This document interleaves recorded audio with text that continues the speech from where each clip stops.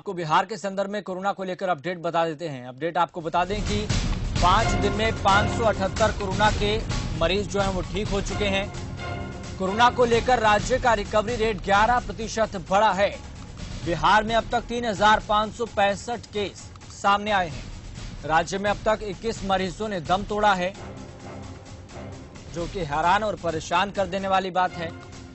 तो बिहार में भी मामले भी बढ़ रहे हैं, रिकवरी रेट भी इजाफा हो रहा है। इस खबर पर अधिक जानकारी के लिए हमारे ब्यूरो चीफ अंजनी पांडे जुड़ गए हैं। अंजनी पांडे जी, आपसे जानना चाहते हैं कि अनलॉक 1 का आज पहला दिन है। नीतीश सरकार के सामने भी एक बड़ी चुनौती है, क्योंकि चुनौती यह है कि सरकार ने रियायतें ज्यादा दी हैं पहले की तुलना में। ऐसे में रिस्क भी है, जो संभावना है उसकी वो और ज्यादा बढ़ जाती है। हालांकि सामने आ रही है खबर की रिकवरी रेट भी अच्छा है बिहार का।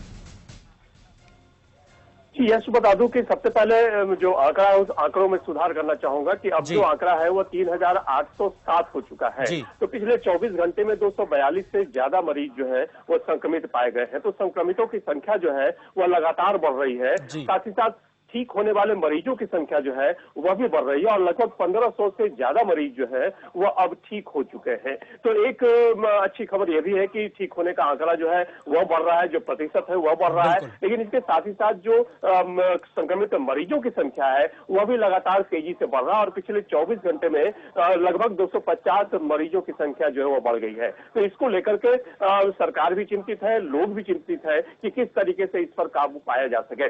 लेकिन फिलहाल जो स्थिति है वो जो अनलॉक 1 की स्थिति है, वो अनलॉक 1 में जो छूटें दी गई हैं उसमें कई सारी छूटें हैं और राज्य सरकार ने स्पष्ट तौर पर कह दिया है कि केंद्र सरकार का जो गाइडलाइन है उस गाइडलाइन को पूरी तरह से पालन किया जाएगा। उस गाइडलाइन के अनुसार ही सारी चीजें जो है वह की जाएंगी जो अनलॉक 1 में दिए गए हैं। तो इसके अनुसार जो पहले पाबंदियां थी दुकानों को खोलने को लेकर के समय निर्धारित था, एक दिन अल्टरनेट दिन करके दुकानें खुल रही थी। तो पटना में भी जिलाधिकारी और भी जिलों के जिलाधिकारियों ने यह स्पष्ट रूप से कर दिया है कि जो बंदिशें थी उन बंदिशों को हटा दिया गया है और अब सभी दुकानें सिर्फ कंटेनमेंट जोन जो है उस कंटेनमेंट जोन को छोड़ करके बाकी की जितनी भी दुकानें हैं, व्यावसायिक प्रतिष्ठान है या फिर निजी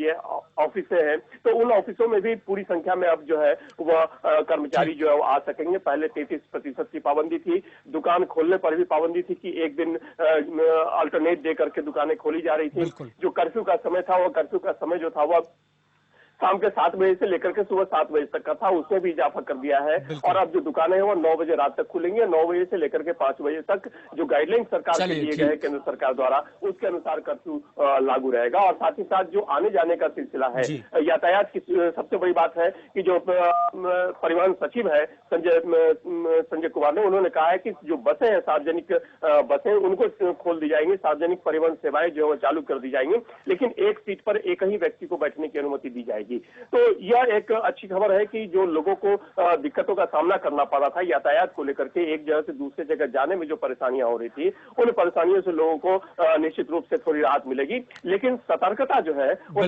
सतर्कता बरतनी पड़ेगी। लापरवाही हमें नहीं करना पड़ेगा, क्योंकि यदि लापरवाही हम करते हैं तो फिर उससे कहीं ना कहीं हमारा नुकसान जो है वो हो सकता है, घातक न साबित हो। चलिए अंजनी पांडे जी, बहुत बहुत धन्यवाद।